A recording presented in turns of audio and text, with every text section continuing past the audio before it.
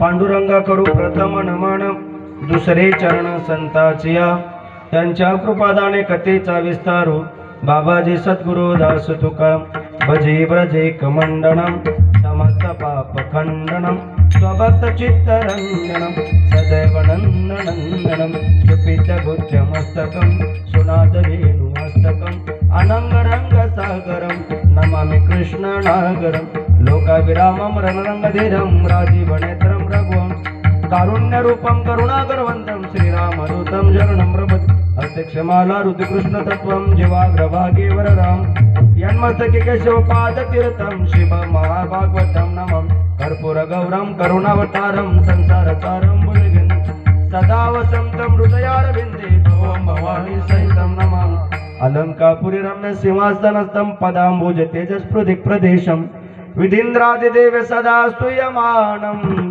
समाधिस्थमूर्तिं भजे ज्ञानदेवम् ओम नमो ज्ञानेश्वरा करुणाकरा दयाळा तुमचा अनुग्रह लादलो पावन झालो चराचरी नमो ज्ञानेश्वरा निवृत्ती उदारा सोपान देवा मुक्ताबाई नमो त्रिभुवन पावनी आद्यत्रयजनने देवाची काय माझी वाणी मानेल संतासे रंग उचितासे आपोलिया मस्तकई पायावरी या वारकरी संतांच्या सेवे लागी सेवक झालो तुमच्या लागलो निज चरणा अहो स्वामी तुकया देवा यावरी न करावा वेरू रायगडी मंदिरे वसे माझा राया चरणाशी अर्पितो अजन्म ही काया जगदेश्वराशी जोडली ज्याची ख्याती नमन करतो तुम्हा राजा शिव छत्रपती विठ्ठला विठ्ठला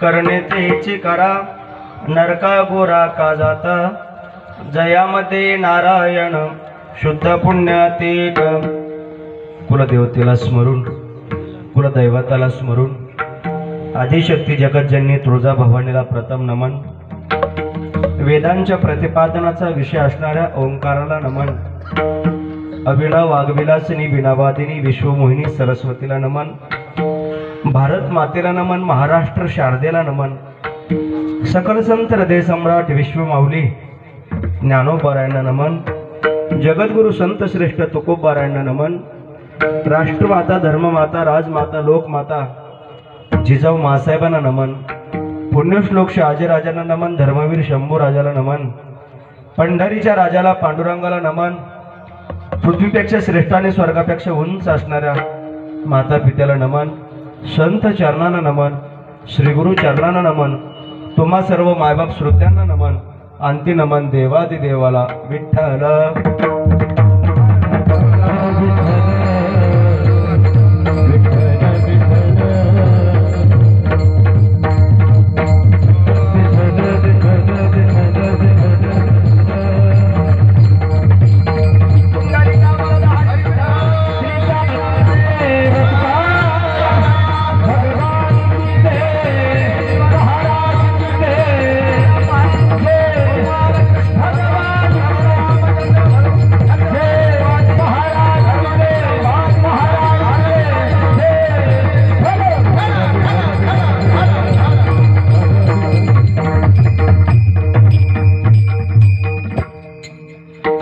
तेची करा नरका गोरा का जाता जयामध्ये नारायण शुद्ध पुण्यातीक प्रस्तुत प्राप्त प्रसंगी प्राप्तस्थळी भगवंताच्या चिंतनाकरिता अर्थात कीर्तनाकरिता निवडलेला अभंग हिंदवी स्वराज्य संस्थापक छत्रपती शिवाजी महाराजांच्या आद्यगुरु जगद्गुरु जगदवंदनी देवमान्य संत श्रीमंत महाराष्ट्र भूषणीय जगदवंद्य संत श्रेष्ठ जगद्गुरु तुकोबरायांचा उत्कृष्ट असा 4 चरणाचा अभंग असून उपदेशपर या प्रकरणातील गोड असा अभंग आजच्या या 3ऱ्या दिवसाच्या कीर्तन रूपी सेवेकरता निवडलेला आहे। विठ्ठल विठ्ठल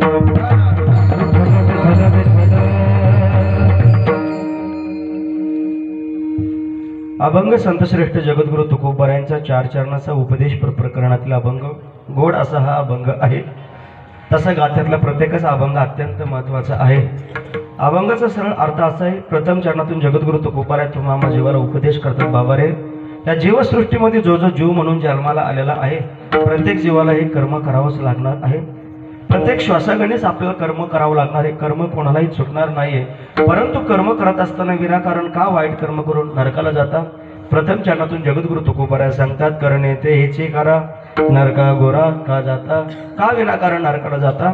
जे देवाला उद्देशून केलं जातं खऱ्या अर्थाने तेच एक शुद्ध पुण्य आहे। जयामध्ये नारायण शुद्ध पुण्यात एक। 3ऱ्या चरणात जगद्गुरु तुकोबराय सांगतात की तुम्ही देवाला शरण जा। देवाला शरण गेल्याच्या नंतर भगवान परमात्मा जीवावरती आलेले संकट आपल्यावरती घेतो, त्या जीवाच्या संकटापासून रक्षण करतो। आतापर्यंत माझ्या भगवंताने कोणत्या कोणत्या भक्ताचं रक्षण केलं अनेक जणांची नावही आपल्या समोर आहेत, पुढे मी आपल्याला सांगणार आहे। आणि जी मात्र देवाला शरण जात नाही त्यांच्यावरती संकट आल्याशिवाय राहत नाही। शरणांगता देव राखे हेरा वाके विघ्नांचे, असा जो भगवान परमात्मा आहे त्या देवाचं आम्हाला दर्शन झालं, आमचं मनुष्य जीवन हे सार्थक झालं। त्याच पद्धतीने त्या देवाचं तुम्हाला देखील दर्शन व्हावं आणि तुमचं मनुष्य जीवन सार्थक व्हावं। पण हे जे वर्म आहे ना ते आम्हाला कळलं। तुका म्हणे त्यांचे कळले आम्हा वर्म, जे जे कर्मधर्म नाशिवंत। तुम्ही आता मात्र काय करा, माझ्या भगवंताच्या चरणावरती लीन व्हा, नम्र व्हा आणि देवाविषयी भाव ठेवा। नक्कीच तो भगवान परमात्मा आपल्याला कळल्याशिवाय राहणार नाही। तुका म्हणे लीन व्हावे कळे व्हावे वर्म हे, जयामध्ये नारायण शुद्ध पुण्य देक। विठ्ठल विठ्ठल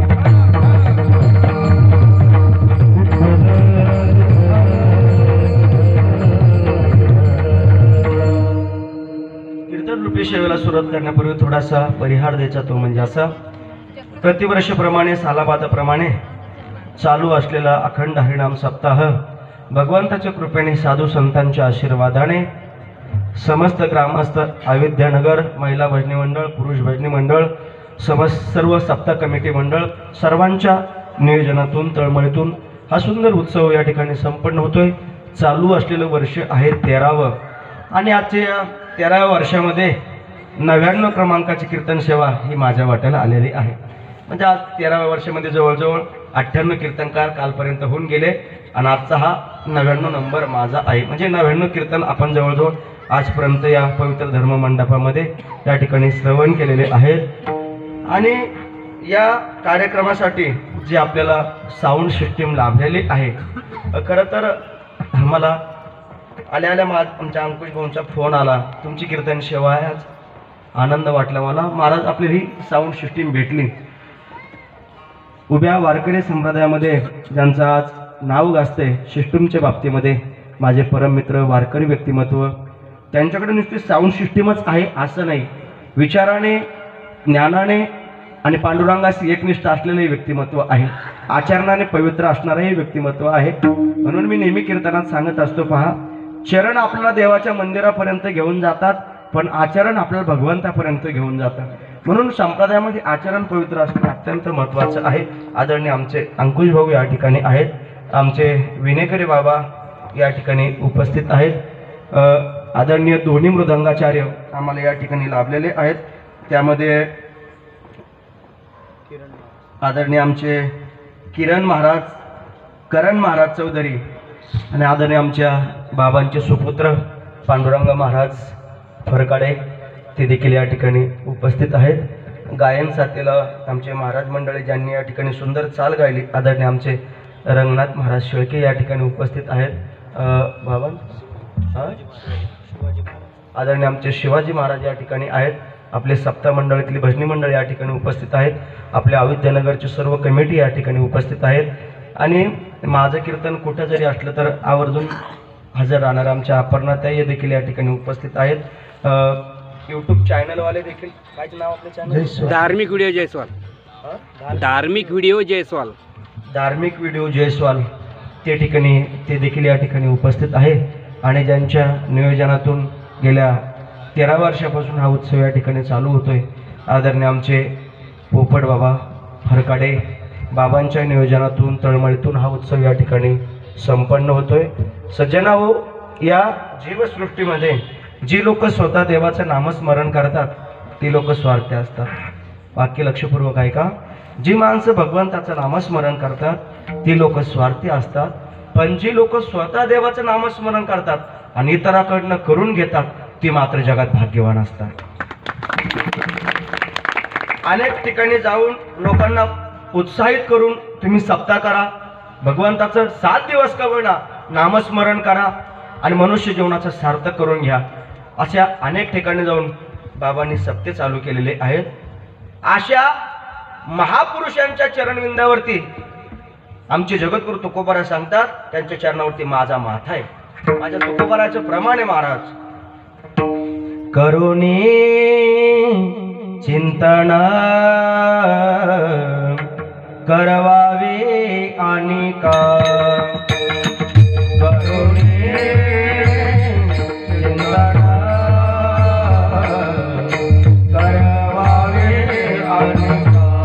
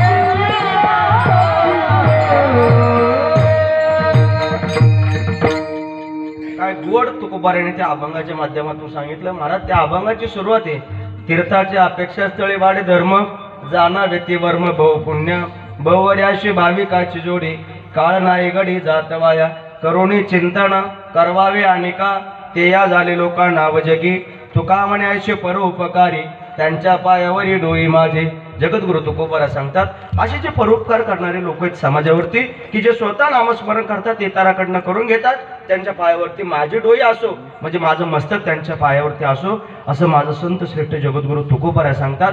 म्हणून मनुष्य जीवन जगत असताना सज्जनाओ, 100 कामे सोडा भोजन करा, 1000 कामे सोडा स्नान करा, 1,00,000 कामे सोडा दान करा, आणि कोटी कामं सोडा ज्यांनी हा नरदे दिला ना त्याचं भजन करा।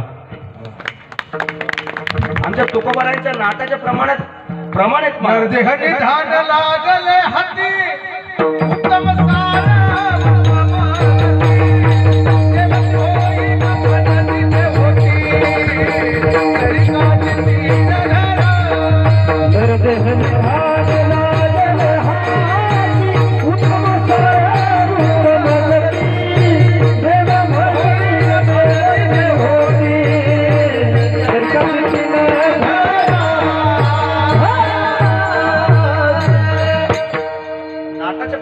जगद्गुरु तुकोबाराय सांगतात, नरदे निदान लागले हाती। हा नरदे तो मामाने मिळालेला आहे। कशा पद्धतीने मिळालेला आहे? ज्या पद्धतीने आंधळ्या माणसाला कावळा सापडावा घडवाले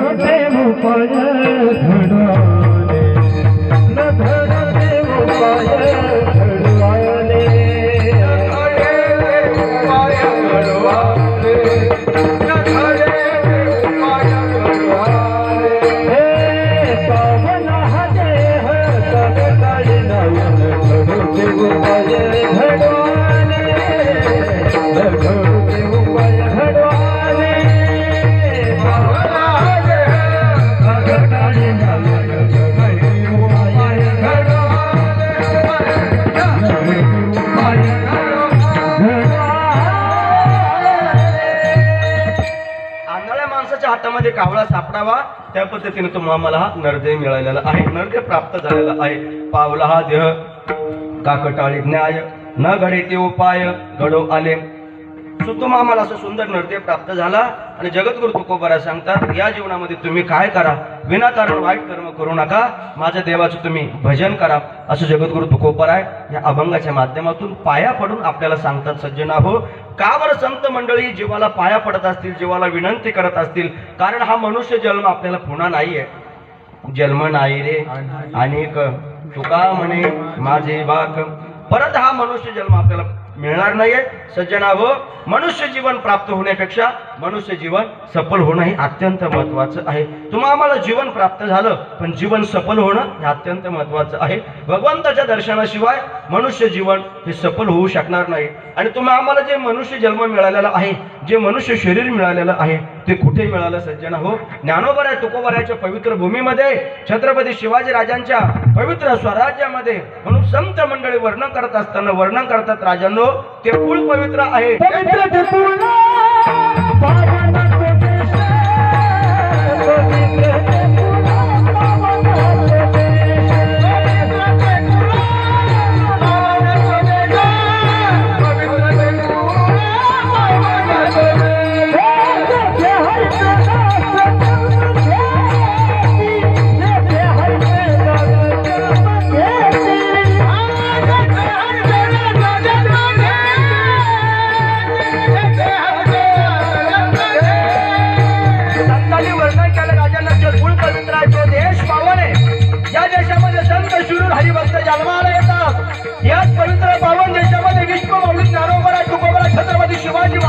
धर्मवीर संभाजीराजे स्वामी विवेकानंद, भगतसिंग, सुखदेव, राजगुरु अशा महान राष्ट्रपुरुष संत मंडळी या पवित्र पावन देशात जन्माला आली. सज्जन हो, त्याच पवित्र पावन देशात तुम्ही आम्ही जन्माला आलो. ज्या मातृभूमीत आपण जन्माला आलो त्या मातृभूमीचं जर आपण वर्णन करू गेलो तर शब्दसृष्टी अपुरी पडावी.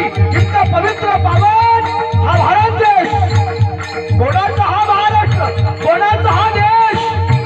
माझा महाराष्ट्र आहे ज्ञानेश्वर माऊलीचा, माझा महाराष्ट्र ज्ञानेश्वर माऊलीचा.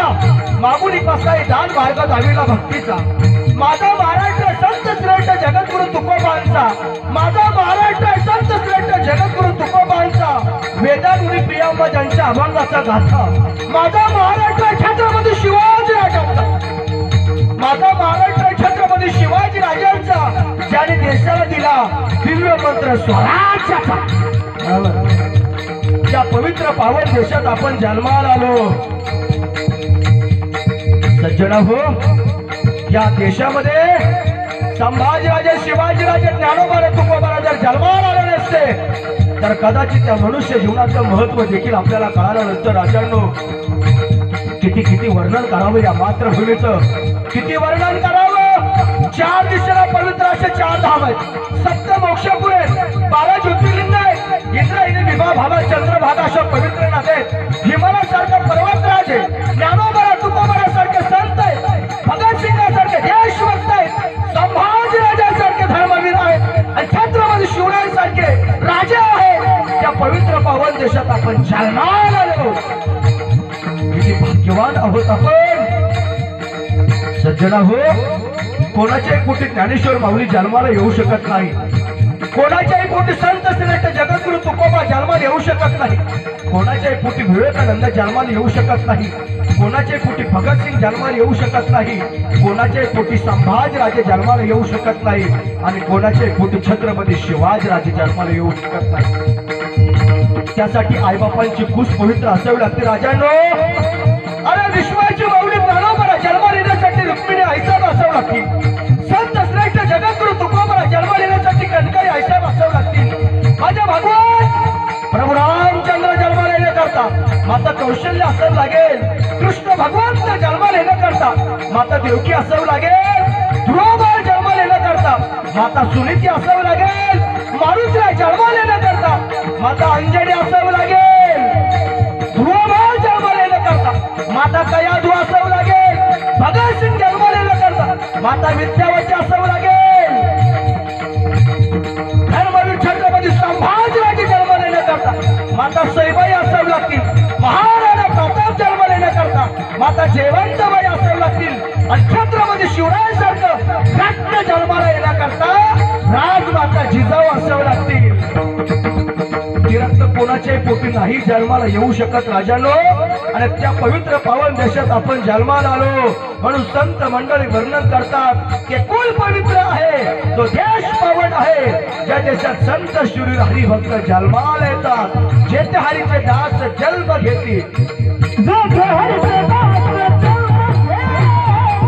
जेथे हरीचे दास जन्म घेतील, जेथे हरीचे दास जन्म घेतील, जेथे हरीचे दास जन्म घेतील. पवित्र सिंधुवा पावन तो देश, जेथे हरीचे दास जन्म घेतील, जेथे हरीचे दास जन्म घेतील.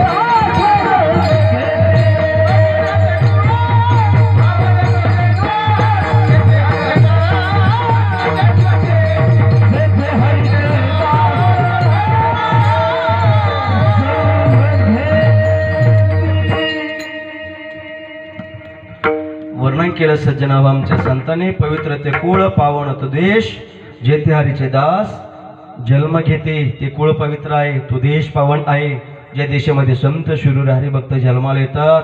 आणि त्या पवित्र पावन देशामध्ये तुम्ही आम्ही जन्माला आलेलो आहोत. आपल्याला मनुष्य जीवन प्राप्त झालेलं आहे. मनुष्य जीवन प्राप्त होणं महत्त्वाचं नाही, मनुष्य जीवन सफल होणं महत्त्वाचं आहे. जीवसृष्टीमध्ये अनेकविध गोष्टी दुर्लभ आहेत. जीवसृष्टीमध्ये अनेकविध गोष्टी दुर्लभ आहेत.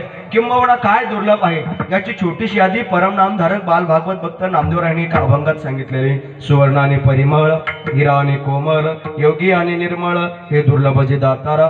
सोन्याला सुगंध, हिऱ्याच्या ठिकाणी कोमलपणा आणि योग्याच्या ठिकाणी निर्मळपणा, ह्या गोष्टी दुर्लभ आहेत. धनवंत आणि दयाळू, व्याघ्र आणि कृपाळू, अग्नी जरे शीतळू, हे दुर्लभ जे दातारा.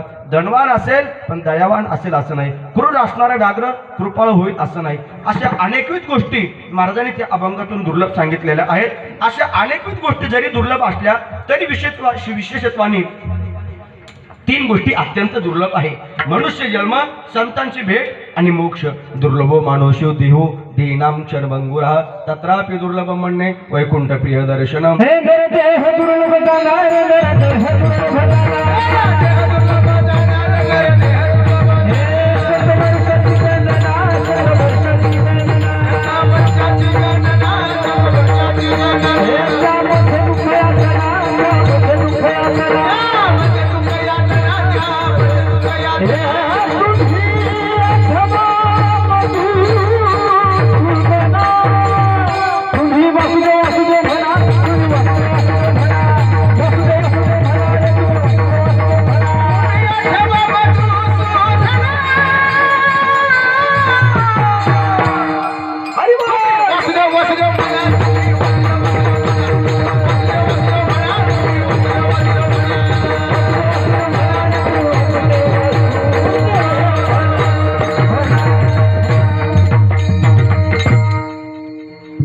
काकडा प्रकरणातला एकनाथ महाराजांचा अभंग आहे. काकडा हा कार्तिक महिन्यामध्ये दुपारी 12 वाजता म्हणायचा असतो.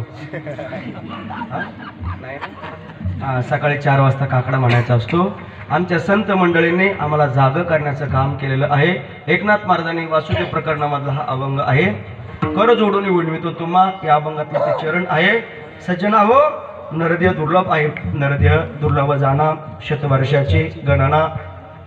मनुष्य जन्म हा दुर्लभ आहे, पण दुर्लभ असणारा मनुष्य जन्म तो तुम्हाला आम्हाला प्राप्त झालेला आहे. हे जसं दुर्लभ आहे ना महाराज, पाप आणि पुण्य ज्या वेळेस समान होतं त्यावेळेस मनुष्य जन्म प्राप्त होत असतो. पाप पुण्य करून जन्म येतो प्राणी, नरदेहाय मुनी हानी केली, नरदेहाय मुनी पाप पुण्य करून जन्म येतो प्राणी, नरदेहाय मुनी हानी केली, नरदेहाय मुनी हानी केली. पाप आणि पुण्य समान झालं की मनुष्य जन्म प्राप्त होत असतो. एकनाथ महाराजांच्या भागवतामध्ये एक ओवी आहे. सुकृत दुष्कृत समान समी, ते पाविजे कर्मभूमी, तेची जे पडे आगमी, स्वर्गगामी करणार की. पाप आणि पुण्य ज्यावेळेस समान असतं त्यावेळेस मनुष्य जन्म प्राप्त होत असतो. प्राप्त झालेला मनुष्य जन्म कुठल्या क्षणाला जाईल याचा देखील भरोसा नाही. क्षणभंगुर नाही भरोसा, वाहे सावध एका क्षणाचा देखील भरोसा क्या भरोसा है इस जिंदगी का, क्या भरोसा है इस जिंदगी का, क्या भरोसा है इस जिंदगी का, भरोसा है इस जिंदगी का। साथ देती नहीं, साथ देती नहीं ये किसी का, क्या भरोसा है इस जिंदगी का, क्या भरोसा है इस जिंदगी का।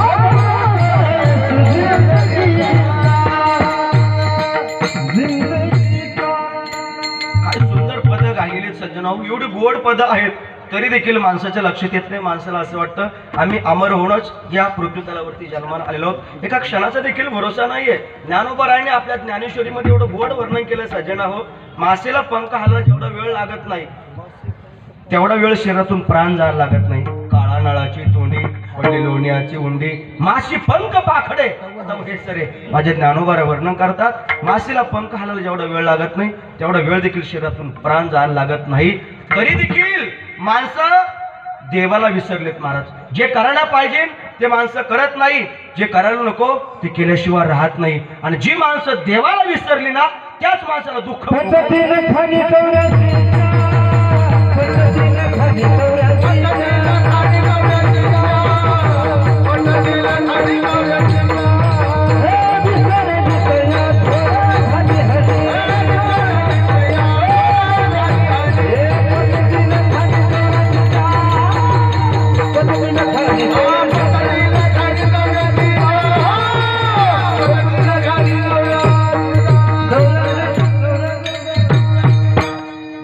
देवाला विसरतात त्या माणसाला मनुष्य जीवनामध्ये दुःख भोगावं लागतं. किती भोगावं लागतं? पचतिलका आणि 84च्या संसार करूच नाही असं आमच्या संतांनी सांगितलं नाही. पण संसारामध्ये माणूस एवढा गुंतला महाराज की संसार करत असताना माणूस देवाला विसरला. जन तरी देखी गुंतले प्रपंच, जन तरी देखी गुंतले प्रपंच,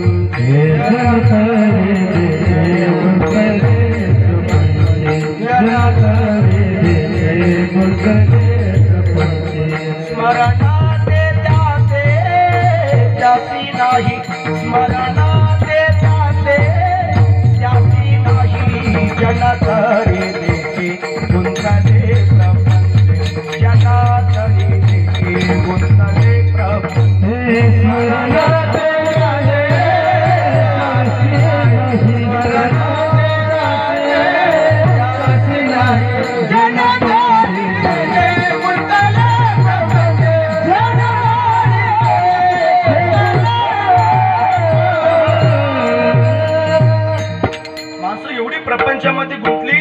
प्रपंचामध्ये गुंतलेली माणसं ही देवाला विसरली. प्रपंच करूच नाही असं संतांनी सांगितलं नाही. उलट आमच्या संतांनी जीवाला उपदेश केला. कामामध्ये काम जाईल बवश्रम होईल दुःखाचे. तरी माणसं संसार सोडायला तयार नाही. माणसं संसारावरती प्रेम करायला लागली.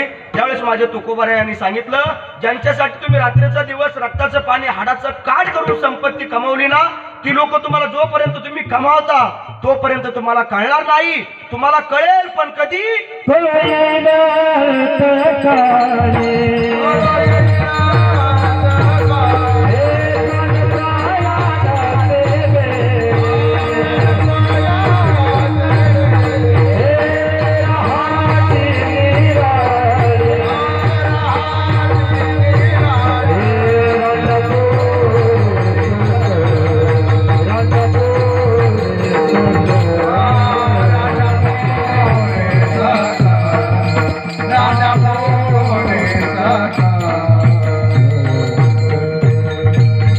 जगद्गुरु तुकोबारा सांगतात तुम्हाला आता नाही कळणार, मग कळो येईल अंतकाळी. मी मगाशी सांगितलं होतं थोडं पुढे सरकून बसा. नाही ऐकलं फक्त एकच आमच्या माता भगिनी उठून पुढे आल्या. एकीने पण ऐकलं नाही. आता माग जागा राहिली नाही. नाही ऐकत महिला मंडळी. थोडं सरका सरका. विठ्ठल विठ्ठल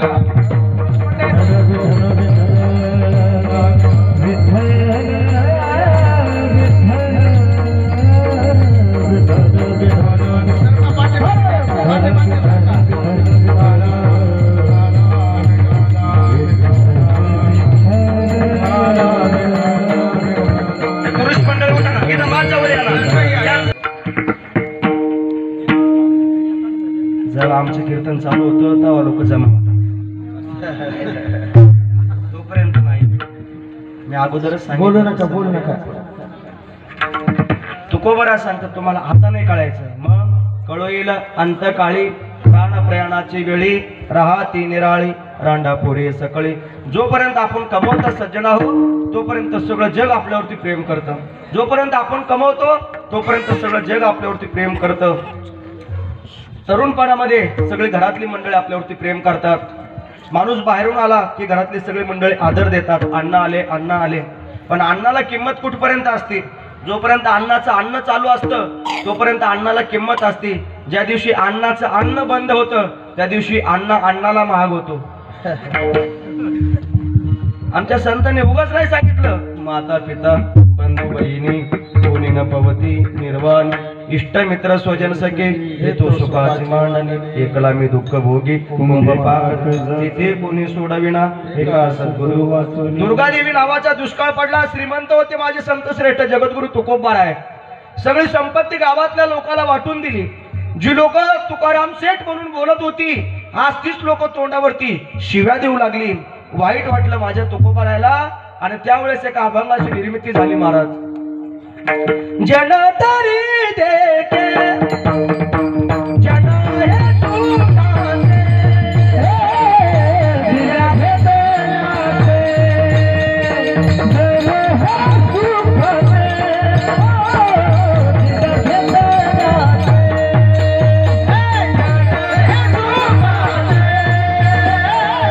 दिला हे दयाचे,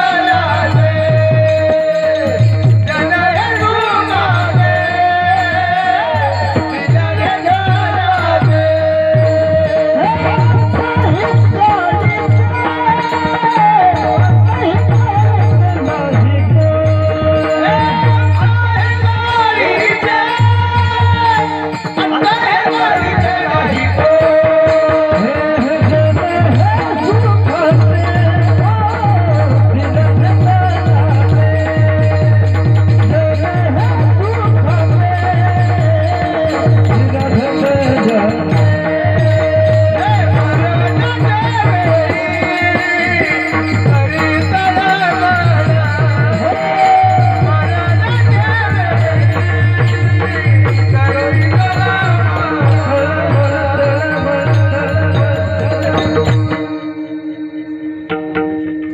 तुकोबाराच्या मुखात नाही वाक्य बाहेर पडलं. महाराज जन हे सुखाचे दिला घेतल्याचे अंत एकाळीचे नवे कोणी झाल्या न शक्ती नाक डोळे गळती सांडून पळती रांडापुरे बाईल म्हणे खरे मरता तरी बरे नासिले गर तुंकुण्या आयुष्याची आशा गळ गेली मासा फुटून या घसा मरण पावे मरणाच्या वेळी करी तळमळ आठवी कृपाळ त्यावेळी अंत काळीच्या नाम आले मुखा तुका म्हणे सुखा पार नाही. तुकोबाराने सांगितलं आणि जोपर्यंत आपल्याकडे पैसा आहे ना तोपर्यंत सगळं जग आपलं सज्जन आहो. पण ज्यावेळेस आपल्या खिशातला पैसा संपेल ना त्यावेळेस या जगातलं कोणीच आपलं नसेल. पण तुम्ही किती कमवा ते सोबत येणारं धन नाहीये. सोबत येणारं धन जर काय असेल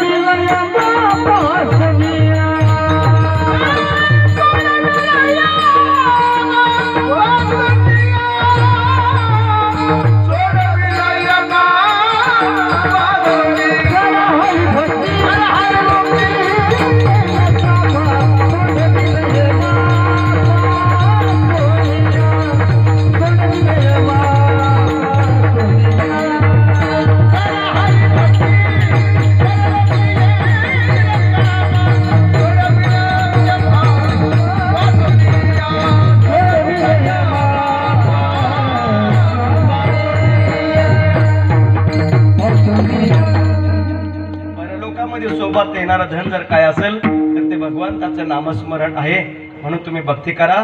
किती तुम्ही संपत्ती जमवा ती सोबत येणार नाही. ये इंसान चाहे जितने भी जमा कर ले तो रुपयों के मोती, ये इंसान चाहे जितने भी जमा कर ले तो रुपयों के मोती, मगर इतना याद रख कफन को कोई जेब नहीं होती. क्या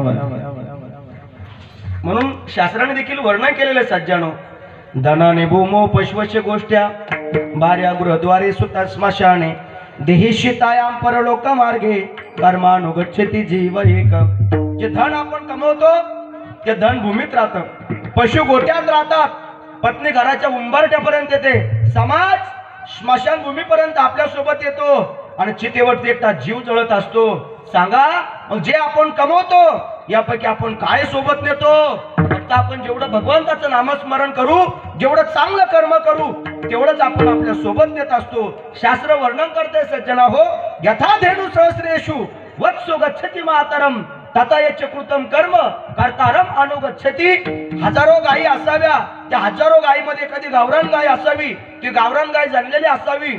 त्या गायीचं वासरू जसं आपल्या आईला जाऊन बिलगतं त्या पद्धतीने आपण जेवढं चांगलं कर्म करू तेवढंच फक्त शेवटच्या क्षणाला आपल्या सोबत येणार. म्हणून संत श्रेष्ठ जगद्गुरु तुकोबाराय अभंगाच्या माध्यमातून जीवाला उपदेश करतात. हे रे बाबा, काय विनाकारण वाईट कर्म करतो आणि का नरकाला जातो? विठ्ठल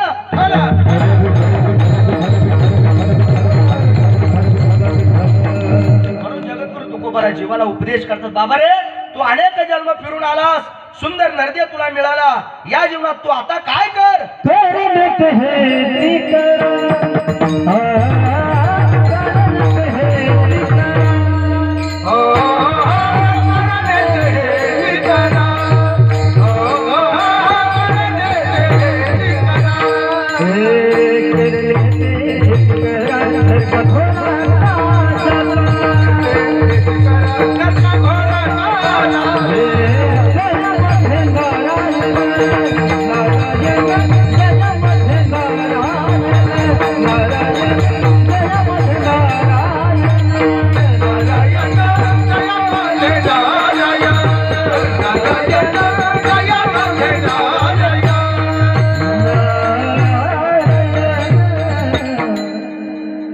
अनेक जन्म तू फिरून आलास, या जन्मामध्ये तू काय कर?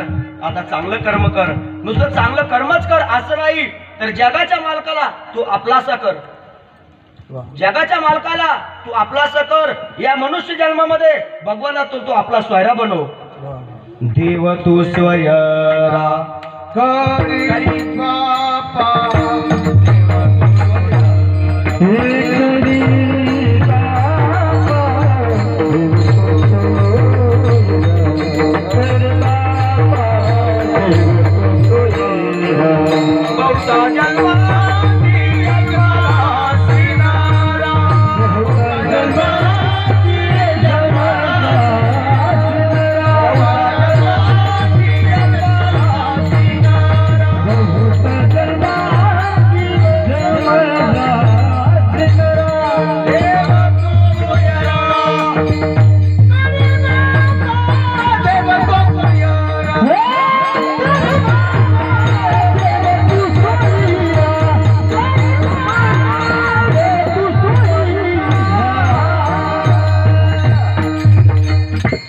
बाबा रे, तू अनेक जन्म फिरून आलास, या जन्मामध्ये तू काय कर? जगाच्या मालकाला तू आपलासा कर.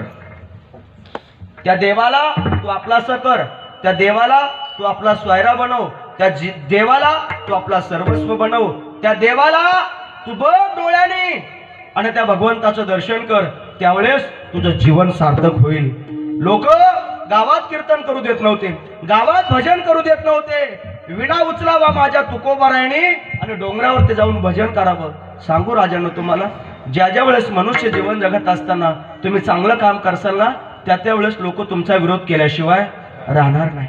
चांगल्या रस्त्याला गतिरोधक आणि चांगल्या माणसाच्या जीवनात अडचणी हे त्रिवार सत्य आहे, हे ठरलेलं आहे. पण लक्षात ठेवा, मनुष्य जीवन जगत असताना माणसाला जर मोठं व्हायचं असेल ना, तर माणसाने लोकांची घाव सहन करायला शिकावी. जी लोक घाव सहन करतात जगात तीच लोक मोठी होतात. घाव घालणारी लोक संपत असतात आणि घाव सहन करणारी लोक मोठी होत असतात. याच्या पुढे जाऊन बोलू.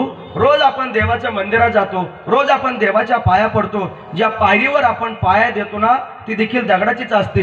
ज्या देवाच्या आपण पाया पडतो ना ती देखील दगडाचीच असते. ती मूर्ती देखील दगडाचीच असते. पण दोन्हीतला फरक हा असतो, ज्याच्यात घाव सहन करण्याची ताकद असते त्याच्या आपण पाया पडतो, ज्याच्यात घाव सहन करण्याची ताकद नसते त्याच्यावर आपण पाय देतो. जिंदगी जीना आसान नहीं होता, जिंदगी जीना आसान नहीं होता, बिना संघर्ष कोई महान नहीं होता, जब तक न पड़े हथौड़े की चोट तब तक पत्थर भी भगवान नहीं होता. आणखी पुढे जाऊन बोलू. किताब पढ़ने से ज्ञान नहीं होता, मंदिर जाने से भगवान नहीं मिलता, पत्थरों को लोग इसलिए पूजते हैं या कि भरोसे के लायक कोई इंसान नहीं होता. विश्वास ठेवायचा कोणावरती. पण असो, जर आपल्याला आयुष्य जर पुढे जायचं असेल ना सज्जना हो, घाव सहन करायला शिका. 12 जुलै 1660 ची ती रात्र आहे. आले बाजी प्रभू देशपांडे छत्रपती शिवाजी राजांच्या जवळ. राजा शिवबा राजा, अवघ 30 वर्ष तुमचं वय आहे, अवघ 30 वर्ष तुमचं वय आहे.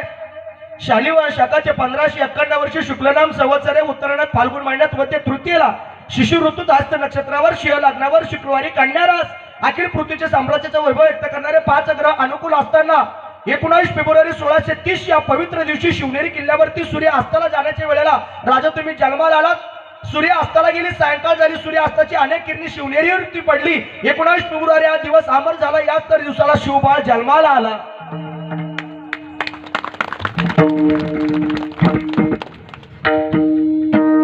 शिवाजी राजे जन्माला आले.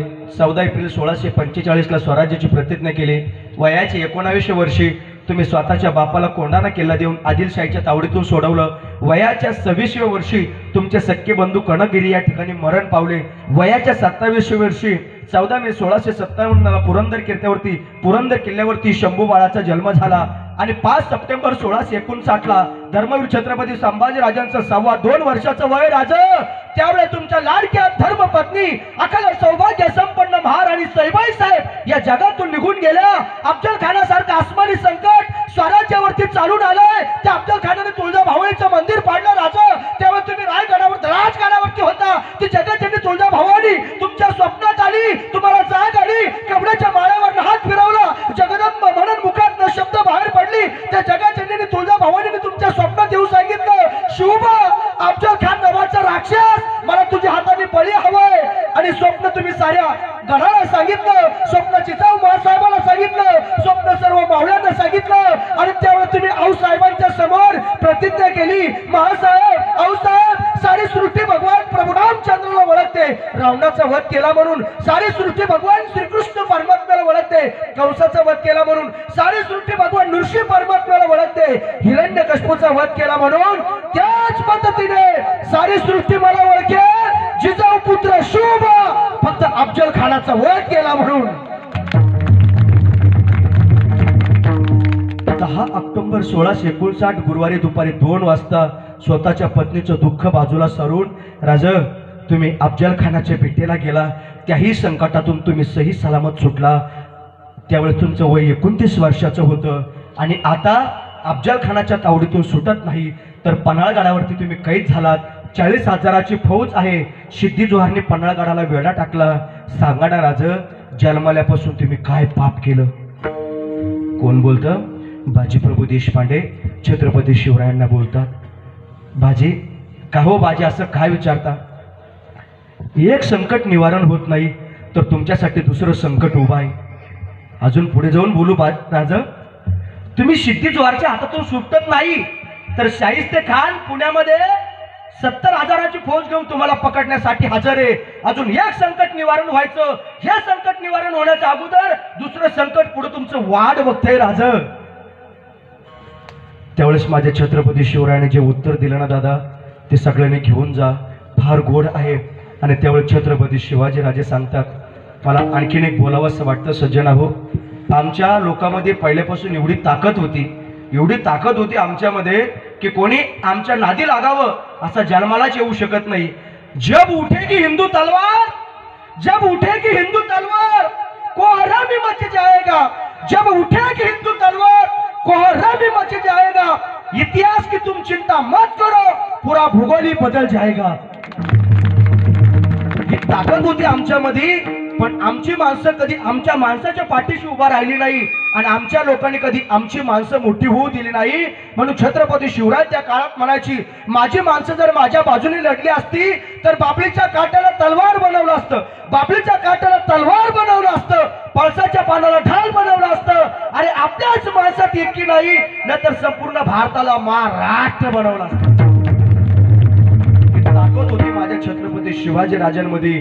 पण त्या काळातल्या लोकांनी कधी शिवाजी राजांना ओळखलं नाही, त्या काळातल्या लोकांनी कधी ज्ञानोबारांना ओळखलं नाही आणि त्या काळातल्या लोकांनी कधी माझ्या संत श्रेष्ठ जगद्गुरु तुकोबारायांना ओळखलं नाही. आमचा समाज पहिल्यापासून संख्येने जास्त आहे, पण कधी एक माणूस एका माणसाच्या पाठीमागे उभा राहिला नाही. उद्याचा तो पर्व काळ आहे, उद्याचा तो दिवस आहे की भगवान प्रभू रामचंद्राचं मंदिर पूर्ण होऊन उद्याच्या दिवसाला 1 वर्ष होत आहे. अरे ज्यावेळेस हा बाबर भारतात आला, ज्यावेळेस हा बाबर भारतात आला, बाबरचा सेनापती मीर बाकी 23 मार्च 1528 ला आमच्या भगवान प्रभू रामचंद्राचं मंदिर पाडलं. 1528 पासून तर 2024 पर्यंत आमच्या देवाचं मंदिर नव्हतं, पण या हिंदू समाजाचं भाग्य उदयाला आलं आणि गेल्या वर्षी भगवान प्रभू रामचंद्राचं मंदिर पूर्ण झालं.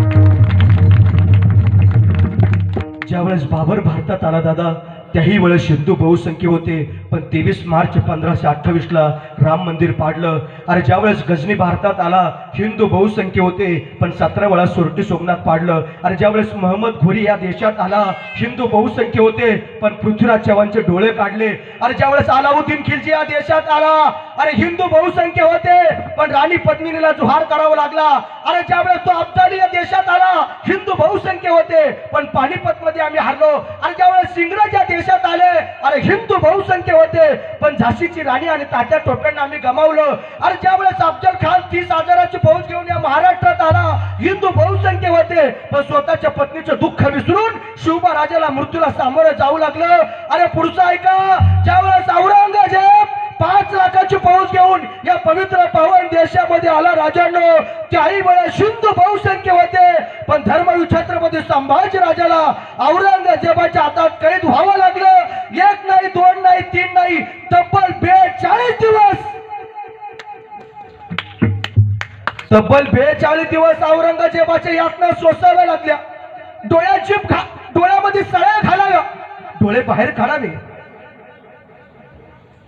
संभाजी राजांचा जबडा उघडावा, जीभ काढावी, ती जीभ कापावी, अंगावरची कातडी सोलून काढावी, पायाची बोटं काढावी, गुडघ्यापासून पाय तोडावे, अंगावरची कातडी काकडीसारखी सोलून काढावी, मिठाचा शिपकारा त्या पाठीवरती मारावा. किती किती यातना होत असतील रे. अरे तुमच्या आमच्या डोळ्यामध्ये एवढंसं कचरा जरी खुपसलं तरी आम्ही 10 दिवस डोळे धरून बसतोय, पण तापलेल्या सळया ज्यावेळेस शंभू बाळाच्या डोळ्यात गेले असतील, किती किती यातना झाले असतील रे माझ्या शिवपुत्राला, त्या शंभू बाळाला. पण झुकला नाही, वाकला नाही, कारण की तो पुत्र होता धर्मवीर छत्रपती शिवाजी राजांचा. अरे तो औरंगजेब म्हणायचा, माझ्या पोटी का नाही असा हिरा जन्माला आला. अरे पापी औरंगजेबा, स्वतःच्या भावाला तू मारणारा, स्वतःच्या बापाला तू मारणारा, तुझ्या पोटी कसा असा हिरा जन्माला येईल. अरे शंभूबाळ जन्माला येईल महाराष्ट्राच्या मुशीत आणि छत्रपती शिवरायांच्या पवित्र कुशीत. 40 दिवसाचा वनवास सोसला आणि संभाजी राजाकडे बघून तो औरंगजेब वर्णन करतोय, अरे धर्मासाठी कसं मरावं या संभाजी राजाकडनं शिकावं आणि धर्मासाठी कसं जगावं हे शिवछत्रपतीकडनं शिकावं. म्हणून मी नेहमी सांगत असतो सज्जना हो, अरे एका शाहिरानं देखील माझ्या शंभू बाळाचं वर्णन केले. देश धर्म पर मिटने वाला शेर शिवा का छावा था, देश धर्म पर मिटने वाला शेर शिवा का छावा था, महान पराक्रमी परम प्रताप एक शंभू राजा था. तेज पुंज तेजस्वी आंखें निकल गई पर छुपा नहीं, रुक गई तो क्या हुआ, राष्ट्र गई का दिव्य स्वप्न को मिटा नहीं. दोनों पैर कटे शंभू के, दोन्ही पाय तोडले माझ्या संभाजी राजाचे. दोनों पैर कटे शंभू के, हे मार्ग से हटा नहीं, हाथ कटे तो क्या हुआ, सत्कर्म कभी छूटा नहीं.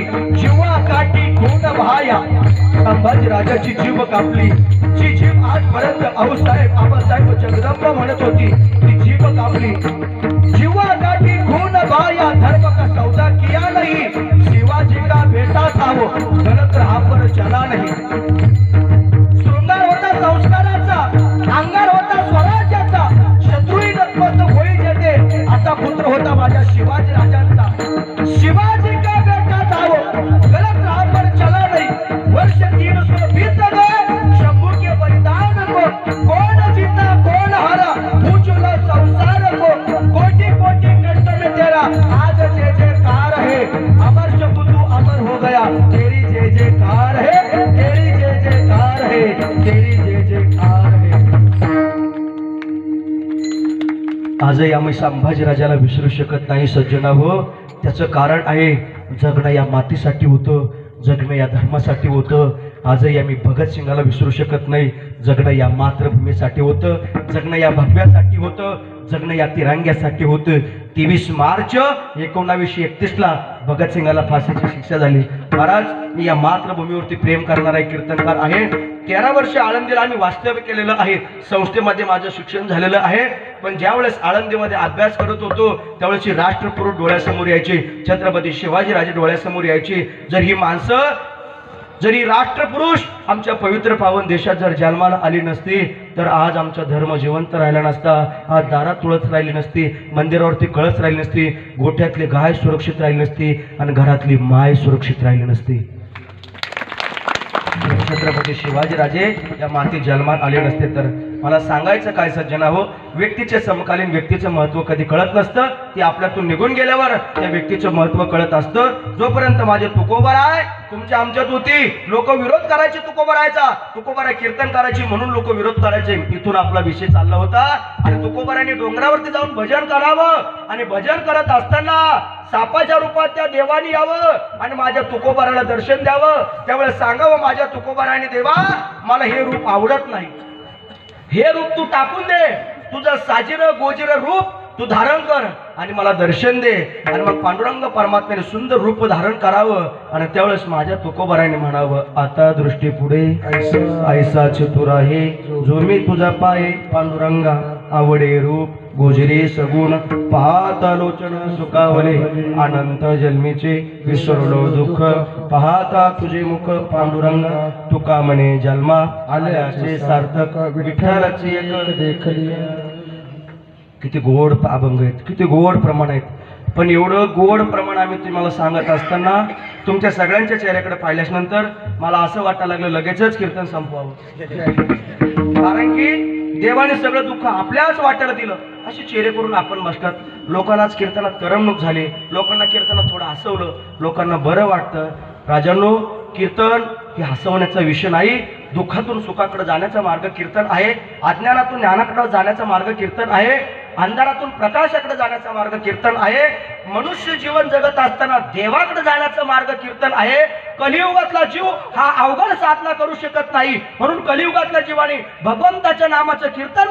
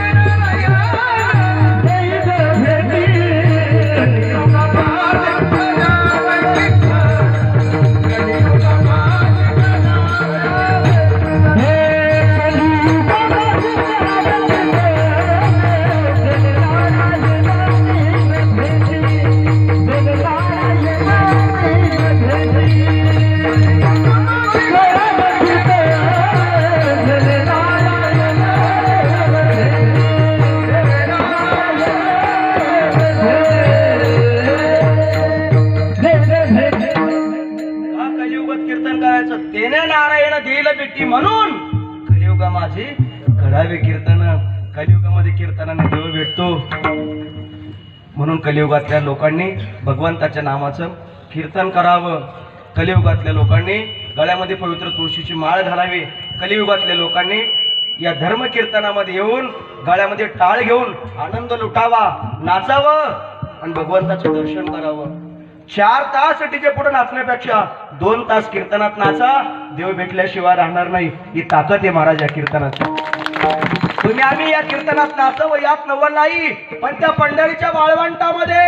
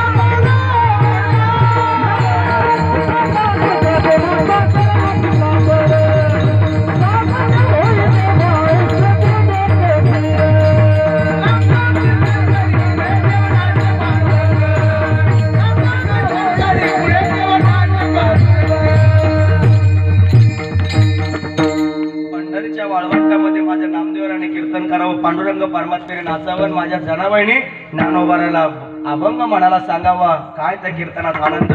या कीर्तनामध्ये देवाने नाचावं एवढी ताकद या कीर्तनामध्ये आहे. या कीर्तनामध्ये टाळ पकवादावरती नाचणारी माणसं धन्य आहेत. धन्य जगी तोचे तरणा भाग्यवंत. या कीर्तनात नाचणारा तरणा मनुष्य भाग्यवान आहे. बाळाचं वय 8 ते 10 वर्षाचं, 10 ते 12 वर्षाचा तो असेल. तो पखवाद्याच्या तालावरती कीर्तनात नाचतो. मी एका कीर्तनात असं सांगितलं होतं, गावातल्या तरुण पोराने कीर्तनाला यावं, गळ्यात पवित्र तुळशीची माळ घालावी, आपल्या हिंदू धर्माचं पालन करावं आणि कीर्तनात नाचावं. एक जण कीर्तनात नाचायला लागला. मला बरं वाटलं. कीर्तन झाल्यानंतर मी त्याच्या पाया पडायला गेलो. तो म्हटला का बरं पाया पडता? म्हणजे तुम्ही कीर्तनात नाचलात त्याबद्दल मी तुमच्या पाया पडलो. तो म्हटला तसं काय नाही, आपण संगीताच्या तालावर नाचतो. मी म्हटलं मी तानसेन जरी नसतो तरी कानसेन आहे. यांनी सुंदर चाल म्हटली, मी कौतुक केल्याशिवाय राहणार नाही. तुम्ही संगीताच्या तालावर नाचलात त्याबद्दल मी त्यांच्या गळ्याला मिठी मारली. तो म्हटला संतोष महाराज तुमचा काहीतरी गैरसमज झाला. म्हणलं का बरं दादा? तुम्ही कीर्तनात नाचलात त्याबद्दल तुमच्या पाया पडलो. तुम्ही संगीताच्या तालावर नाचलात त्याबद्दल तुमच्या गळ्याला मिठी मारली. म्हटला महाराज माझी धर्मपत्नी, तिचं नाव संगीता आहे आणि तिच्या तालावर मी नाचतो. मला बसलेल्या लोकांना प्रश्न विचारावा असं वाटतो, किती दिवस आपण संसाराच्या तालावर नाचलात, किती दिवस आपण बायकाच्या तालावरती नाचलात म्हणजे देवाचं दर्शन होईल. पण 2 तास जर या कीर्तनाच्या या पखवादाच्या तालावर या बाळासारखं जर नाचलात तर देव भेटल्याशिवाय राहणार नाचू कीर्तनाचे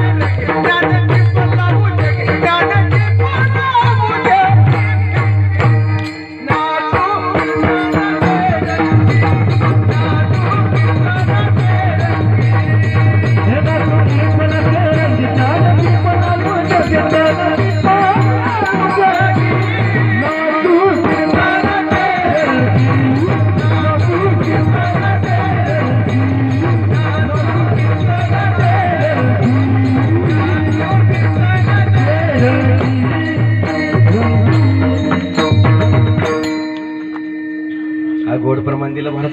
ते तिकडे नाचत होते, त्यांना मला इकडे येऊन नाचा. ते तिकडे उड्या आणत वरती. विठ्ठला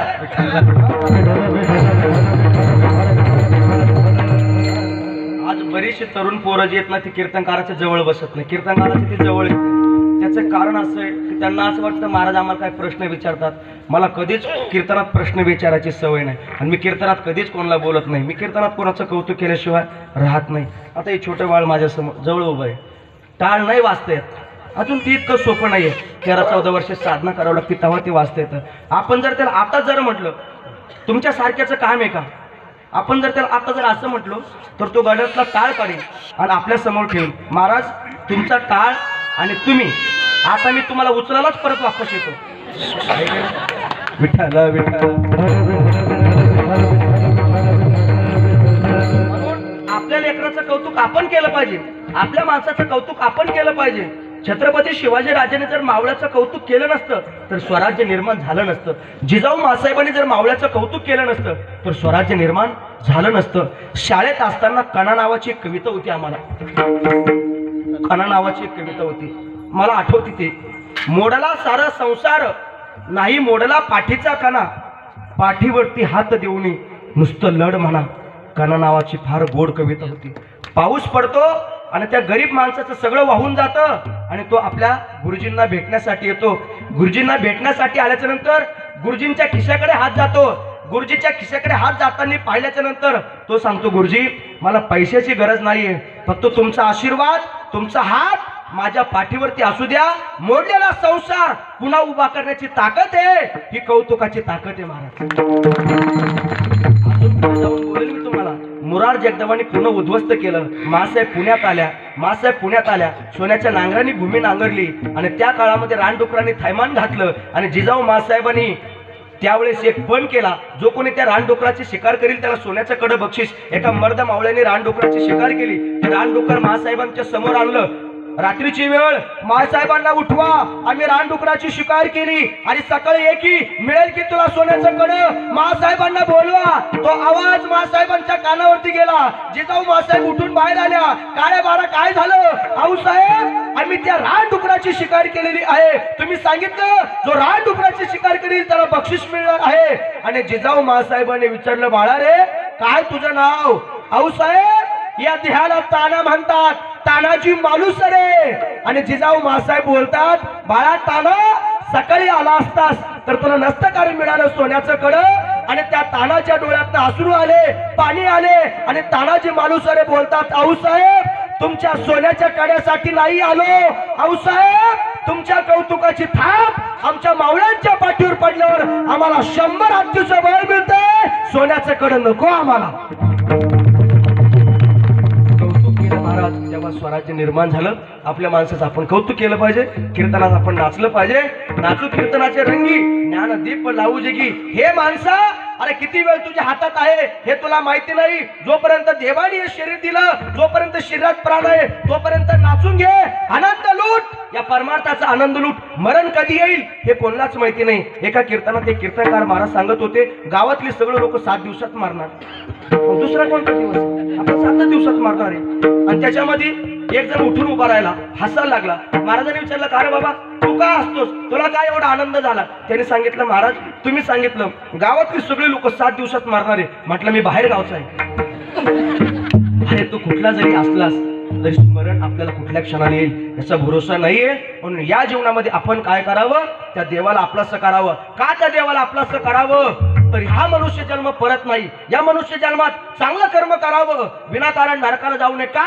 हा मनुष्य जन्म पुन्हा नाहीये. म्हणून मी सांगत असतो, सज्जना हो, जगाच्या पाठीवर ज्ञानी भरपूर जन्म येतील, माझ्या ज्ञानोबारासारखे नाही. वैराग्यवान भरपूर जन्म येतील, माझ्या तुकोबारासारखे नाही. शांतीब्रह्म भरपूर जन्म येतील, आमच्या एकनाथ महाराजांसारखे नाही. देशभक्त भरपूर जन्म येतील, आमच्या भगतसिंगासारखे नाही. धर्मवीर भरपूर जन्म येतील, आमच्या संभाजीराजांसारखे नाही. राजे भरपूर जन्म येतील पण छत्रपती शिवरायांसारखे नाही. आणि नद्या भरपूर मिळतील पण माणसासारखा दुसरा जन्म नाही.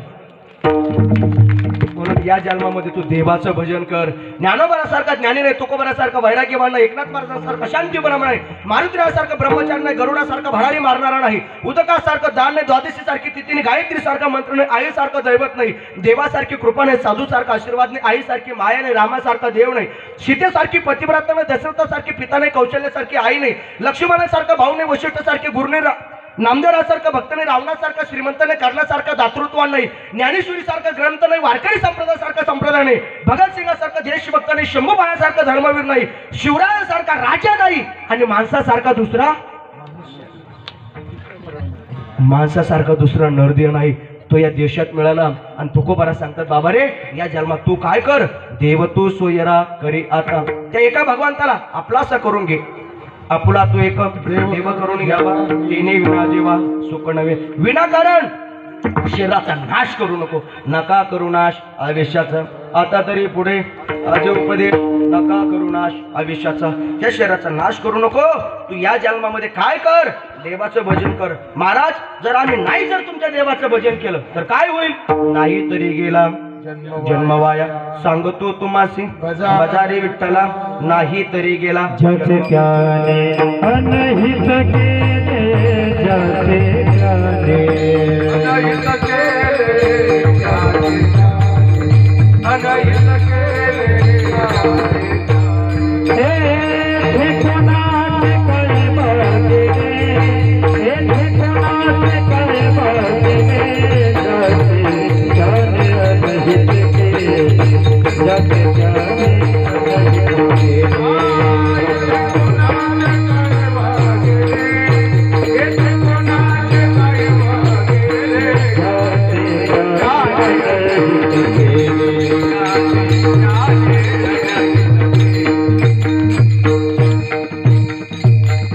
येथे कोणाचे काय बा गेले, ज्याचे त्याने.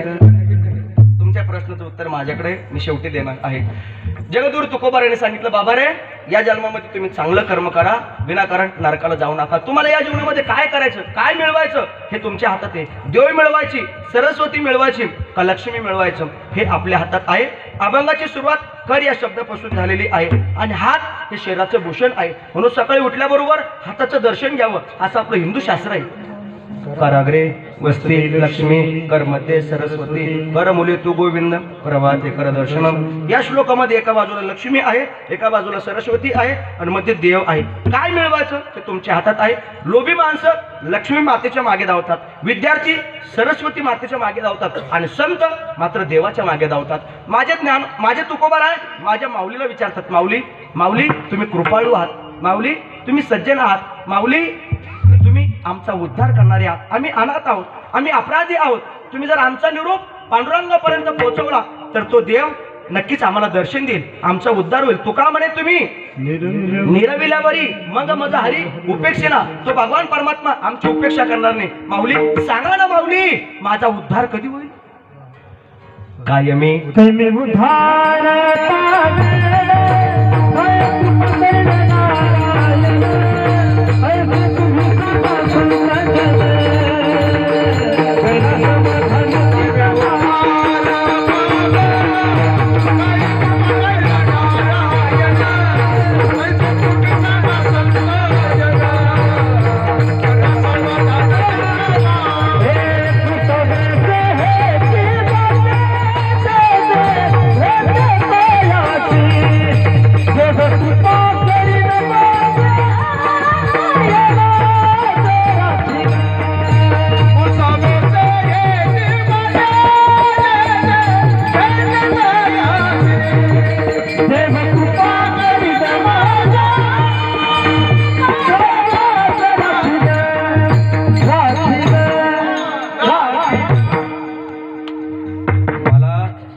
एवढी मार्मिक प्रमाण दिले महाराजास कीर्तनात. दोघांनी खूप गोड प्रमाण दिले.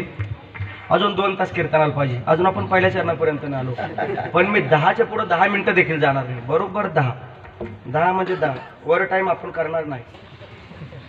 विठ्ठल विठ्ठल.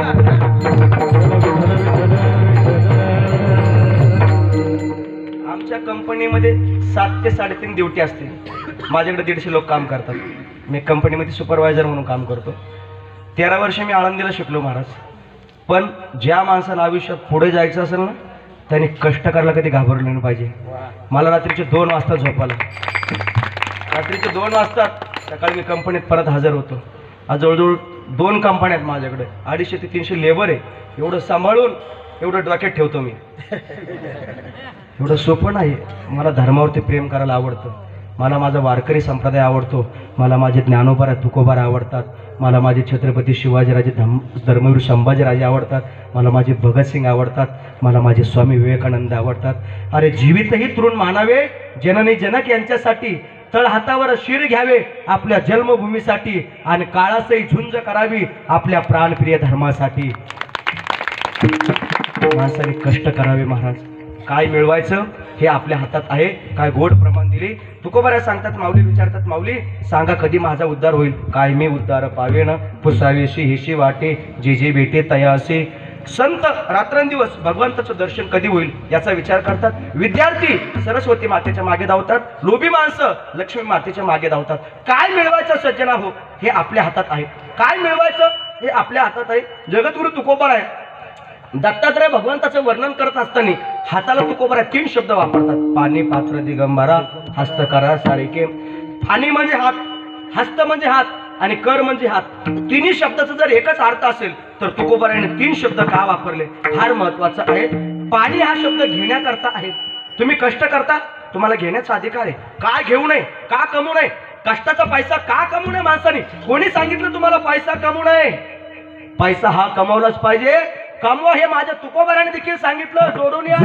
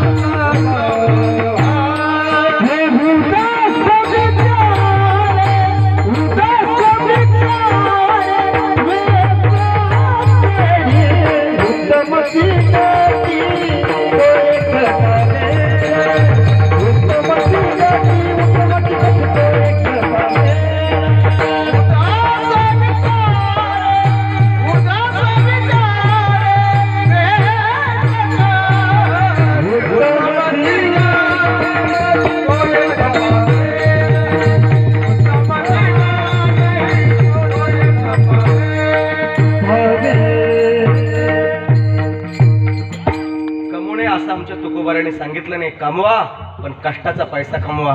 एक वाक्य ऐका, कष्टाने कमावली लक्ष्मी कधी दगा देत नाही. कष्टाने कमावली लक्ष्मी कधी दगा देत नाही, आणि गोरगरिबांना त्रास देऊन कमावली लक्ष्मी कधी सुखाने खाऊ देत नाही. कष्टाचा पैसा कमवा, कुठलाच आजार होणार नाही. जी लोक लोकांना लुटून पैसा कमवतात, उठल्या उठल्या गोळी महाराज. चहा प्यायच्या अगोदर गोळी, चहा पिल्यानंतर गोळी, नाश्त्याच्या अगोदर गोळी, नाश्त्यानंतर गोळी, जेवाच्या अगोदर गोळी, जेवल्यानंतर गोळी, संध्याकाळी चहा प्यायच्या अगोदर गोळी, चहा पिल्यानंतर गोळी, संध्याकाळी जेवाच्या अगोदर गोळी, जेवण झाल्यावर गोळी, संध्याकाळी झोपाच्या अगोदर गोळी, झोपल्यावर गोळी. झोपल्यावर खाता का? विनोदाने म्हणावं असं वाटतं, या सगळ्या गोळ्या खाण्यापेक्षा एकच बंदुकीची खाल्लेली चांगली, कारणासह कार्याची निवृत्ती. कमवू नये असं आमच्या संतांनी सांगितलं नाही. पाणी हा शब्द घेण्याकरता आहे, हस्त हा शब्द देण्याकरता आहे. हस्त हा शब्द देण्याकरता आहे. देवाने तुम्हाला संपत्ती दिली तर चांगल्या कामासाठी त्या संपत्तीचा वापर करा. तुका म्हणे सत्य कर्मा व्हावे साह्य, घातली भय नरका जाणे. जे कोणी सत्याची वर्गणी द्यायची राहिले असतील, महत्वाचा विषय, सत्य कर्माला साह्य झालं पाहिजे. त्यांनी लगेच कीर्तन संपल्या ज्यांची 1000 देण्याची इच्छा असेल त्यांनी 2000 द्या. देवाच्या आशीर्वादाने तुम्हाला काहीच कमी पडणार नाही. जी लोक धार्मिक कार्यामध्ये पैसा वाचवण्याचा प्रयत्न करतात ते दुसरीकडे कुठेतरी लय मोठे भरावतात महाराज. एक माणसाने आपल्या पोराला सांगितलं, माडीचा बंगला चढत असताना 2 पायऱ्या सोडून चढ. का? तुझी चप्पल घासायची वाचेल. ते पोरग 2 पायऱ्या सोडून चढलं आणि तो माणूस रडायला लागला. त्याला विचारलं, तुम्ही का रडता? तुमचं पोरग 2 पायऱ्या सोडून चढलं, तुमचा फायदा झाला. चप्पल वाचवण्याचा प्रयत्न केला पण पॅन्ट फाटून बसले, त्याचं काय? 20 रुपये वाचवण्याचा प्रयत्न केला, 200 रुपये घालावं लागतात. जी लोक परमार्थामध्ये 10 रुपये वाचवण्याचा प्रयत्न करतात त्यांच्या पाठीमागे दुसरा खर्च लागल्याशिवाय राहत नाही. म्हणून चांगल्या कामाला मदत करा. पाणी शब्द घेण्याकरता आहे, हस्त शब्द देण्याकरता आहे. देत चला, कारण की आपल्या 90% संपत्तीचं रक्षण परमात्मा करतो असं शास्त्र सांगतं. न्यायो पार्जित वित्तस्य दशेम अंशेन धीमई कर्तव्यविनी योगस्य ईश्वर प्रित्यर्थ युवच. जी माणसं देतात ती माणसं गौरव प्राप्त करतात. बोधयंतीने याचम ते भिक्षाद्वारे गृहे गृहे देतम देतम ते आदातु फलम विदुष्यम गौरव प्राप्ती दाज्ञानम. जी माणसं दान देतात ती माणसं गौरव प्राप्त करतात, ती माणसं नावलौकिक करतात, ती माणसं जगात मोठी होतात. म्हणून पाणी शब्द घेण्याकरताय, हस्त शब्द देण्याकरताय. एखादा गरीब माणूस तुमच्या घरी आला ना त्याला कपभर चहा द्यावा. एखादा दाराशी कोणी अतिथी आला त्याला पोटभर अन्न द्यावं. ही आपली संस्कृती. एका माणसाच्या घराला 50 दरवाजे होते पण बिचाऱ्याने कधी सप्त्यात वर्गणी दिली नाही, कधी कोणाला दान धर्म केला नाही. एवढा मोठा बंगला बांधला, 50 दरवाजे. एक गरीब माणूस त्याच्या घरी आला आणि सकाळी 7 वाजल्यापासून 12 वाजेपर्यंत बांगला दाखवत होता. एवढा सुंदर बांगला, एवढा सुंदर बांगला, पण बिचाऱ्याने कब्बर चहा नाही पाजला. एवढा सुंदर बांगला पण कब्बर चहा नाही पाजला. आणि मग एवढं झाल्याच्या नंतर विचारलं त्या श्रीमंतांनी त्या गरीबाला, कस काय वाटला आपला बांगला? तुमचा बांगला खूप छान आहे हो, पण माझ्या बांगल्यासारखा नाही. काय बोललास? तुमचा बांगला खूप छान आहे पण माझ्या बांगल्यासारखा नाही. कधीतरी माझ्या घरी येऊन बघा, तुमच्या बांगल्याला सिमेंटचे कॉलम आहेत पण माझ्या बांगल्याला सोन्याचे कॉलम आहेत. श्रीमंताला चैन पडे ना. घर नंबर सांग, संध्याकाळी तुझ्या घरी. आणि त्या गरीबाने सांगितलं, एकटा येऊ नकोस, पती पत्नी सह या, सहकुटुंब या. दुसऱ्या दिवशी गरीबाच्या घरी गेले. ती माऊली कापूस वेचत होती. त्यांनी पत्नीला आवाज दिला, ए सरपंच आपल्या घरी आले, चल लवकर. ती धावत धावत आली, चूल पेटवली, सुंदर चहा ठेवला, बकरीच्या दुधाचा चहा, सुंदर घट्टवट्ट चहा. दोघं जण चहा पिले. चहा पिल्याच्या नंतर त्याने सांगितलं, सुंदर स्वयंपाक बनव. ती माऊली स्वयंपाक बनवायला लागली पण सरपंचाचं मन काही घरात रमेना. सोन्याचे कॉलम काही दिसत, मन काही घरात रमेना. सगळं जेवण झालं. जेवण झाल्याच्या नंतर त्यांनी सांगितलं, अगं दोघा जणांसाठी सुंदर कपडा आण, कापडे आण, सरपंचीन बाईसाठी साडी आण, यांच्यासाठी नवीन कापडा आण. सगळं आणलं, सगळं झालं, सगळं पाहिलं, सगळं यथोचित आदरात इथे झालं आणि जाण्यासाठी निघाले. पण सरपंचाचं मन लागेना. आणि मग सरपंचाने विचारलं, का हो तुम्ही मला सांगितलं होतं तुमच्या घराला सिमेंटचे कॉलम आहेत पण माझ्या घराला सोन्याचे कॉलम आहे, सांगा ना तुमचा सोन्याचा कॉलम कुठे? आणि त्या गरीब माणसाने आपल्या धर्मपत्नीला जवळ बोलवलं. त्यांनी सांगितलं, सावकार 7 वाजल्यापासून 12 वाजेपर्यंत तुमच्या बंगल्यात हिंडत होतो पण तुम्ही कपभर चहा पाजला नाही. सावकार माझ्या घराला सोन्याचे कॉलम नाही हो सावकार, माझ्या घराचा सोन्याचा कॉलम ही माझी धर्मपत्नी आहे. याच्यापेक्षा संसारामध्ये काय पाहिजे? म्हणून देत चला सज्जनाओ. पाणी शब्द घेण्याकरताय, हस्त शब्द देण्याकरताय. आणि कर या शब्दाचा अर्थ होतो नम्रतेने राहा. जेव्हा जेव्हा कर शब्द येतो तेव्हा तेव्हा जोडणे शब्द येतो. कर जोडितो खते काळी, आपण असावे जवळी, विनवितो सकाळ जाना, कर जोडून थोर लहाना. जेव्हा जेव्हा कर शब्द येतो तेव्हा तेव्हा जोडणे शब्द येतो. जगात जर टिकायचं असेल तर वाकायला शिका, जो वाकला तो टिकला. महाराज आज जगात सगळं मिळतं फक्त नम्रता मिळत नाही. ताट कारभार झाला.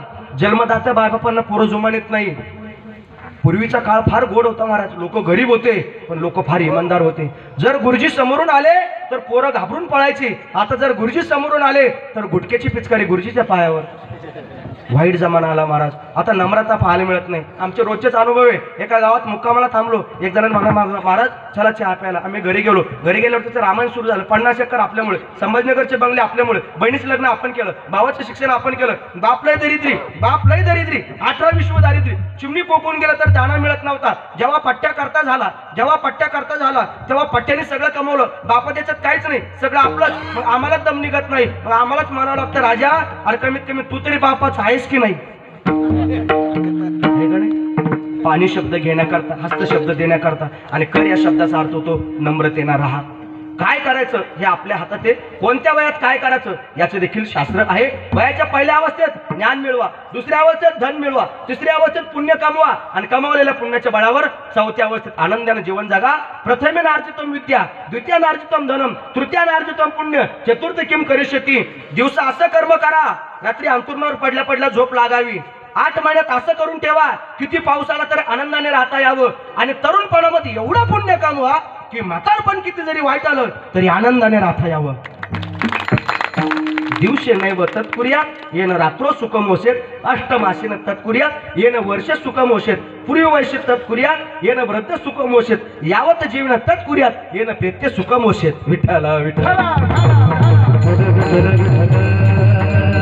कोणत्या वयात काय करायचं याचं शास्त्र आहे. तुकोबारा सांगतात चांगलं करा, चांगलं केलं तर चांगलं होईल, करणे ते याचे करा, नरका गोरा का जाता. विनाकारण वाईट कर्म करू नका, नरकाला जाऊ नका. आयुष्यात 7 गोष्टी कधीच करू नका. दोतमच्या मांसम मदिराचे वेश्या मृगयार्थम चोर्यम परधार सेवा येता आणि सप्त व्यसनाने लोके गोरा ते गोरम नरकम नयमते. दूध कधी खेळू नका, मांस कधी खाऊ नका, दारू कधी पिऊ नका, व्यभिचार कधी करू नका, शिकार कधी करू नका, जुगार कधी करू नका, परस इकडे कधी वाईट भावनेने बघू नका. या आयुष्यात या गोष्टी कधीच करू नका.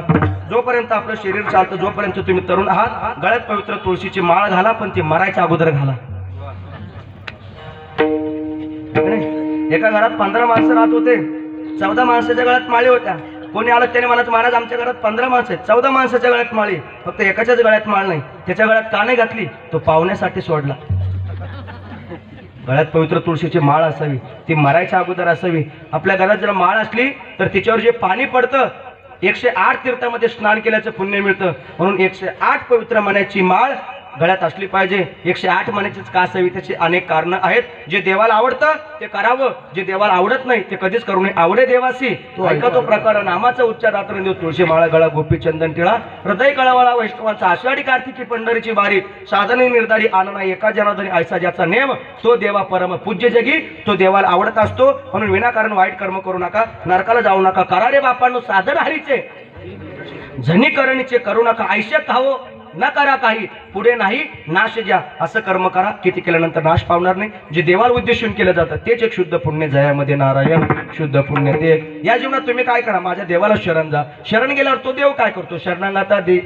शरणांगाता देव राखे येरा वाके विघ्नांचे, जो हे म्हणजे अनन्य शरण त्यांचे निवारे मी जन्म मरण. या लागे शरणांगात शरण मी चेको, आम्हा हरिच्या दासा काही भय नाही ते लोके. देव उभा मागे पुढे, देव आमच्या मागे पुढे का उभा आहे? आम्ही त्याला शरण गेलो म्हणून देव उभा मागे पुढे. उगवे कोडे संकट योग्यांच्या ध्यानी जाता नातोडासी, तो आम्हा पासी निर्वाणी गोविंद असे मागे पुढे. काहीच साकडे पडू नये. तो देव आमच्या मागे पुढे का उभा आहे? आम्ही त्या देवाला शरण गेलो. पायकू पाठीशी घातला आपण पुढा राहिला, तेने पांचजन्य अस्फुरीला अवलीळाची. तो अर्जुनाच्या पुढे द्रौपदी मातेच्या मागे उभा आहे.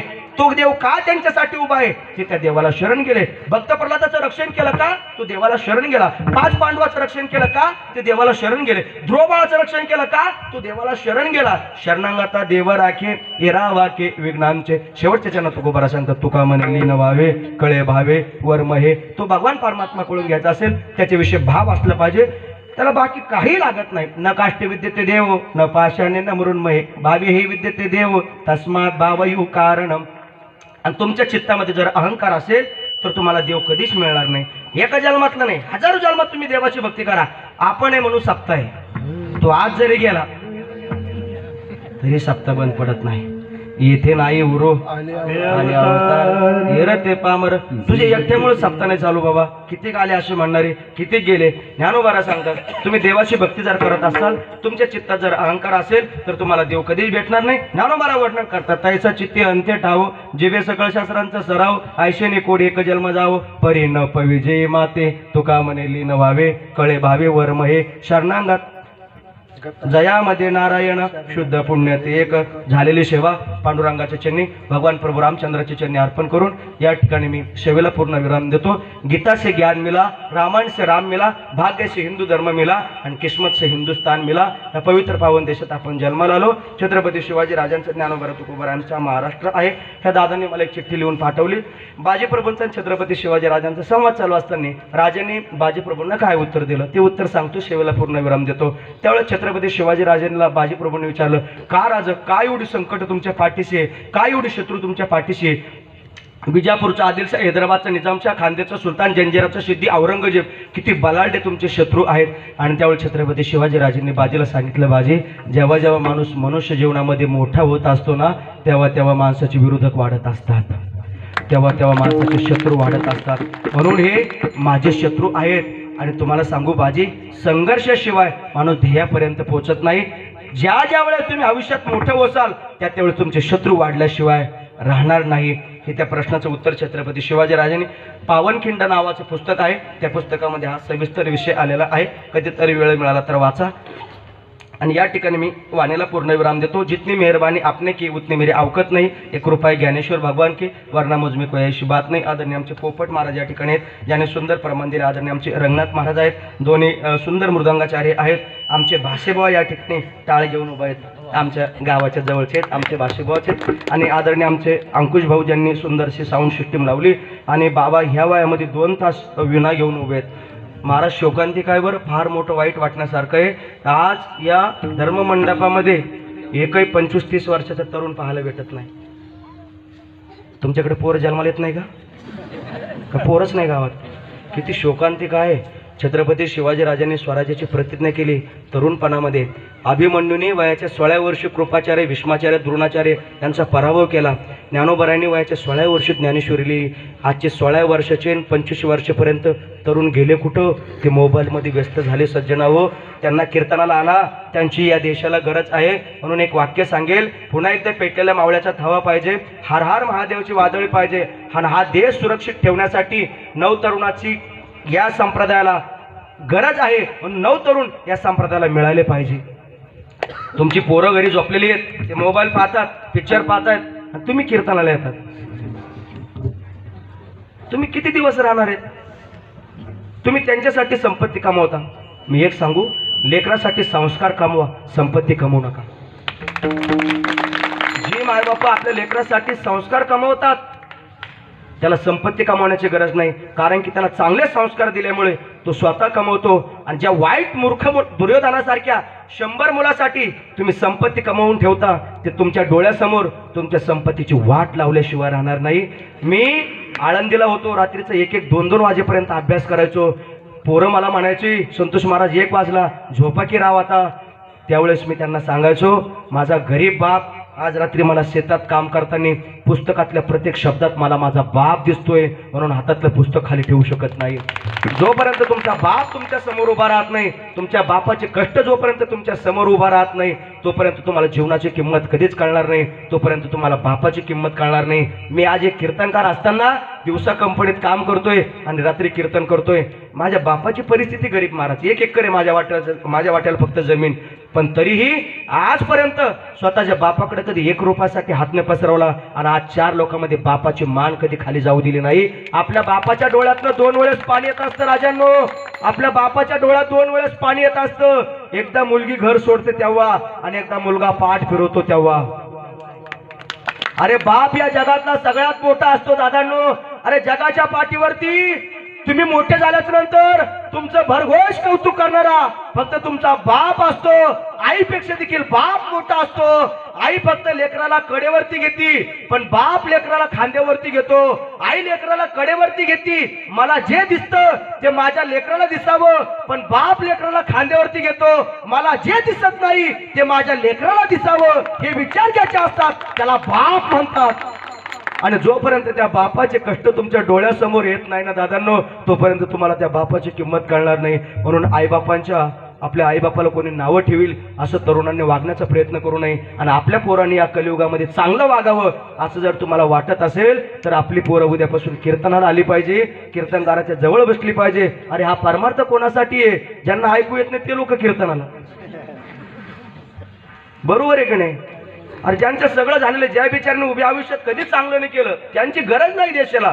अरे जे अजून ज्यांच्या हातामध्ये सगळं काही आहे ते कीर्तनाला आले पाहिजे. म्हणून उद्यापासून आपल्या प्रत्येक घरातलं तरुण पोरग या धर्ममंडपात या ठिकाणी उपस्थित राहिलं पाहिजे. ज्ञानेश्वरी पारायणाला किती लोक बसलेले? पारायण आहे बाबा, किती लोक आहेत पारायणाला? तरुण पोरांनी पारायणाला बसा. ज्ञानेश्वरी हा तरुण पोरांचा ग्रंथ आहे. एवढीच मी तुम्हाला विनंती करतो. या ठिकाणी सेवेला पूर्णविराम देतो. विठोबा